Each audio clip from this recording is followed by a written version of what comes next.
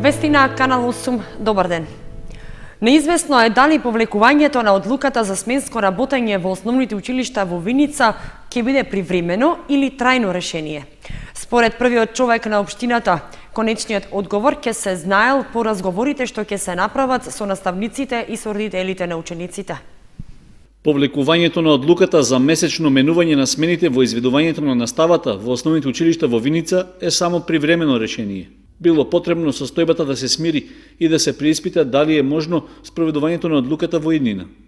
Таков е ставот на градоначалникот Емил Дончев, според кого протестите на учениците и нивните родители ги преминале границите на нормално и безбедно однесување, што претходно било најавувано. Поради тоа, за само неколку дена од воведувањето на смените во училиштата било одлучено одлуката да се повлече. Беа најавени мирни протести на учениците, меѓутоа протестите добија друг текст и почна насилнички дивење на учениците во текот на понеделникот и вторникот. Од добиените информации дека ќе се употребуваат и експлозивни натправи и беа и употребувани, ради безбедноста на учениците, одлучивме оваа одлука да ја повлечеме, односно да ја ставиме во мирување. Во текот на наредниот период следи еден вид на разговори и преговори со наставниците со цел да во наредниот период и тие поразговараат со учениците, да се смири тензијата прво помеѓу нив, а потоа да одлучиме што понатаму. Значи, следи период на родителски средби, на наставнички колегиуми, средби со учениците, се на се да направиме една атмосфера која што беше како претходно. Дончев вели дека од разговорите и од договарањето што ќе следи потоа ќе зависи дали повлекувањето на одлуката за ротација на смените во наставата ќе биде до крајот на оваа учебна година или пак можеби ќе биде воведена од наесен. Предходно, од Советот на родители во основното училиште Гоце Делчев рекоа дека од анкетата што била направена меѓу нив, дури 90% од испитаниците одговориле дека не сакаат учениците од одделенска и предметна настава наизменично секој месец да одат претпладни или попладни. Според официјалното писмено известување што беше залепено на вратите од училиштата, од почетокот на идната недела изведувањето на наставата ќе биде според стариот распоред. Жителите од Усова Чешма го добија бараното проширување на линијата на градскиот превоз во нивната населба. Од општината доставија известување дека од средината на овој месец автобусите ќе почнат да возат и по неколку улици во овој дел од градот. Градскиот превоз во Кочани ќе добие проширување на линијата и тоа по улиците во населбата Усова Чешма. Таква одлука, непол месец по јавно изнесеното барање, е донесена во локалната самоуправа во договор со компанијата Автоатом како давател на услугата. Од општината доставија писмено известување во кое стои дека од 15 март годинава автобусите на превозникот ќе започнат да возат и по улиците Македонска и Руен, при што граѓаните ќе можат да користат 3 постојки. За сега ова проширување на линијата е само привремено, односно ќе се изведува во пробен период од 3 месеци. Од бројот на патници што ќе го користат превозот ќе зависи дали подоцна ваквото решение ќе биде трајно или ќе се повлече. Во меѓувреме, локалната самоуправа презема обврска прописно да ги обележи постојките со сообраќајни знаци и да го постави возниот ред. Барањето на жителите на Усова Чешма да се обезбеди поминување на автобусите од градскиот превоз и низ нивната населба беше доставено како советничко прашање на седницата на Советот што се одржа во јануари. Од локалната самоуправа тогаш ветија дека ќе се разгледаат можностите со постојната инфраструктура и доколку тие се поволни, барањето ќе се реализира. Како што на предлог на вас советниците направивме измена и во населбата Оризари, ќе го разгледаме заедно со превозникот дали има услови. Мислам дека сега после асфалтирањето на овие улици има услови, ќе го разгледаме и заедно со него ќе, ако има услови, ќе го прифатиме, односно градскиот превоз ќе го воведеме и таму. Јавниот градски превоз во Кочани стартуваше во декември 2013 година. Иако првично се најавуваше дека ќе има пробен период од 2 месеци, тој беше пролонгиран на половина година, а потоа беше и трајно воведен. Цената на билетот е 10 денари, од кои уште толку покрива општината, а должината на линијата е околу 15 километри. Квалитетни и нормални услови за живот ќе им биде обезбедено на жителите на село Мородвис со изградбата на фекалната канализација, која е во фаза на изградба. Истата чини 7,5 милиони денари, средства обезбедени од Министерството за транспорт и врски. Во тек е изградбата на фекалната канализација во село Мородвис во должина од 3,7 километри. Ќе биде опфатено повеќе од 90% од населението кое живее таму. До сега, овие жители немаа фекални канализации и потребите ги вршија со помош на септички јами, со што можеше многу лесно да се предизвикаат заразни болести. Сега тој проблем за кратко време ќе биде решен и ќе се обезбедат нормални и квалитетни услови за живење. Јас очекувам дека за неколку месеци ќе биде целосно завршена фекалната канализација и со тоа ќе им возможиме на граѓаните да можат да се приклучат и да немаат потреба понатаму да ги испушат отпадните водени во непосредна близина на нивните домови, бидејќи познато е дека од годините овие испуштање на отпадни води навистина беа жариште за ширење на разни болести, и тоа јас се надевам дека сето ова ќе го надминеме, бидејќи приклучок не е предвидено да биде наплаќен од страна на граѓаните, се со цел да можат непречено и без некоја надокнада финансиска да бидат приклучени. Фекалната канализација е со финансиска конструкција во износ од 7,5 милиони денари, средства обезбедени од Министерството за транспорт и врски. Инаку, општина Зрновци започна и со изградба на полска чешма, која што ќе биде поврзана со градскиот водовод на општина Зрновци. Чешмата ќе биде стационирана во местото викано Црквиште, истата ќе има и водопоило, така да граѓаните во непосредна иднина ќе можат, во блиска иднина, ќе можат овде да се разладуват, да одмрат, меѓутоа исто така и својот добиток да може да го напојат со вода. Чешмата е стационирана на место каде што ќе може да ја користат жителите на двете села Зрновци и Мородвис. Истата чини околу 140.000 денари, средства обезбедени од општина Зрновци. Запознавање со историјатот, телата и институциите на Европската Унија беше целта на работилницата што EU-инфо.точката на општина Кочани ја организираше со учениците од средните училишта. Истата беше во организација и соработка со EU-инфоцентарот од Скопје. Во соработка со EU-инфоцентарот од Скопје, EU-инфо.точката во општина Кочани организираше работилница со учениците од двете средни училишта од Кочани, со цел запознавање на активностите што се преземаат од страна на EU-инфо.точката, како и со историјатот, телата и институциите на Европската Унија.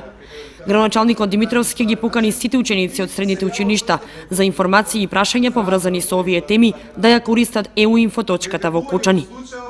Во активностите на инфо.точката во Кочани спаѓаат редовното одбележување на 9 мај, денот на Европската Унија, потоа организирањето на тематски работилници, презентации и предавања, постојана дистрибуција на печатени материјали, летоци, публикации посветени на Европската Унија и на програмите за финансирање од Европската Унија.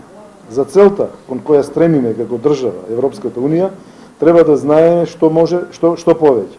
Во таа смисла е и денешната работилница во нашиот град со нашите гости, на која на вас како млада популација накратко ќе бидат презентирани историјатот, телата и институциите на Европската Унија. Предавач беше професор доктор Игор Јовановски, професор по политичка филозофија, инаку надворешно ангажиран експерт преку делегацијата на Европската Унија во Скопје, кој им ги представи на учениците од Кочани целиот историјат и телата и институциите на Европската Унија, за кои што учениците веќе имаат основни познавања од часовите во наставната програма по граѓанско образование. Целта е да се најде начин Европа да се возобнови. Целта е да се најде начин да се изградат нови патишта, да се дигнат нови фабрики, да се едноставно да се стабилизира социјалната положба на луѓето кои што само што излегуваат тука. Предавањето е резултат на добрата соработка на EU-инфоцентарот од Скопје со EU-инфо.точката во општина Кочани. Во принцип ова се поттикни информации кои би ги стимулирале да бараат додатни информации, односно податоци за тоа што, како, каде функционира во Европската Унија. Сепак, како Македонија која стреми кон Европска Унија, ова се млади генерации кои би требале да бидат носители на активности во кои запознаени со Европската унија, би сакале да бидат дел од членови на Европска унија. Работилницата беше интерактивна и учениците имаа можност да постават прашања во врска со темите, а се спроведе и мал квиз преку кој се запознаа за подеталните информации за Европската унија.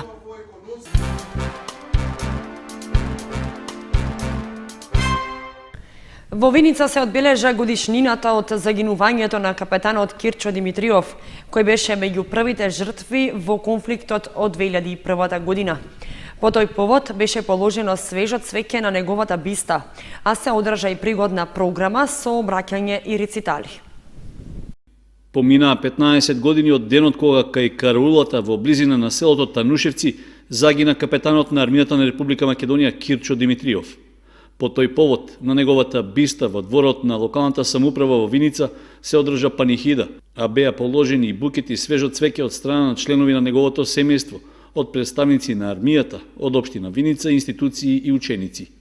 Организатор на одбележувањето беше Организацијата на резервни офицери на Македонија, при што нејзиниот председател професор доктор Ѓорги Малковски подготви пригоден реферат како сеќавање на околностите во кои во борбите со припадниците на така наречената ОНА во 2001 година дојде до загинувањето на капетанот Димитриов.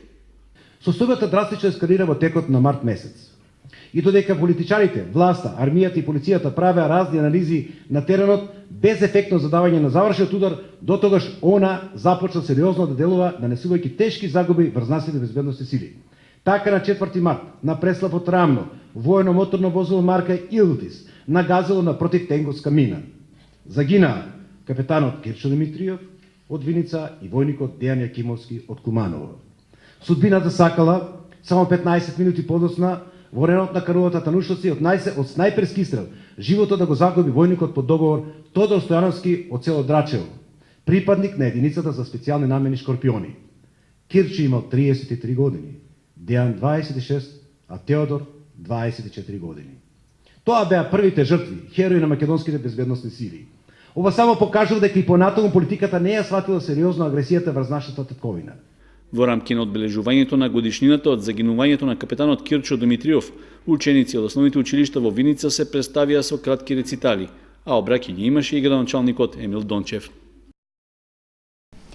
Во Центарот за култура Бели Мугри изложени дела од меѓународната ликовна колонија Карпино од 2015. Любителите на уметноста во Кучани имаат можност да ги погледнат сликите кои што уметниците ги насликале, инспирирани од убавините на манастирот Успение на Пресвета Богородица, лоциран во Старо Нагоричане. Изложбата ќе биде отворена 2 недели. Меѓународната ликовна колонија Карпино веќе 6ти пат со изложба на дела гостува и во Кучани. Станува збор за ликовна изложба што започна да постои од кога постои инспирацијата на уметниците од убавините на манастирот Успение на Пресвета Богородица, лоциран во Старо Нагоричане, каде што во првите години се организираше самата изложба.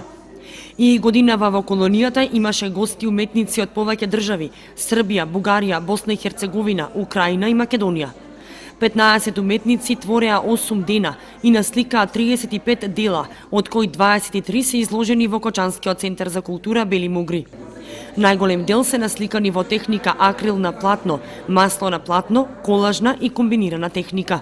Она што е интересно за Карпино и со ние така се гордееме да можеме целокупниот доживљај да го направиме на уметникот, значи од само доаѓање со прием, со коктели, до посети на многу интересни локалитети како што се црква од Свети Ѓорѓи од 14 век 1333 година, меморијален центар Пелинце, разни колажни вечери каде учествуваа уметници, значи драмска вечер, уметничка вечер, вечерна поезија, изложба на фотографии од киноклуб Козјак, стендап комедии. Соработката на мултимедијалниот центар Карпино со Центарот за култура Бели Мугри продолжува и понатаму. Чест ни е да нашата публика да ги види и да ги посети овие дела кои што заслужуваат вистинско внимание, бидејќи зрачат со многу позитивна енергија, со енергија која што се преточила во реализирањето и во создавањето на оваа ликовна колонија. Димитрова ги покани граѓаните на Кочани во наредните 2 недели колку што ќе бидат изложени делата да ја посетат изложбата. Како што вели Димитрова, колонијата заслужува внимание.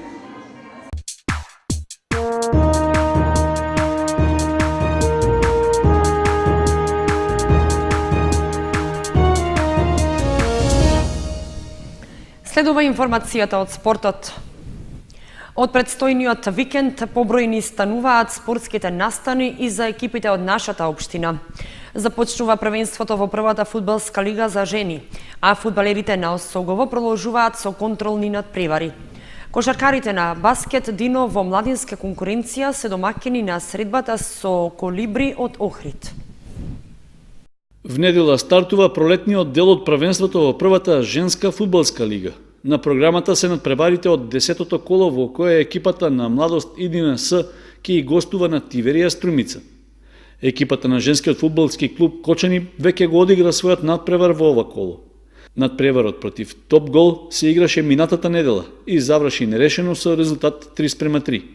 Поместувањето на средбата дојде по барање на кочанскиот тим, бидејќи неговите фудбалерки викендов се учеснички на меѓународен турнир што се одржува во романскиот град Крајова. Пролетниот дел од првенството во третата фудбалска лига во машка конкуренција пак ќе започне на 13 март.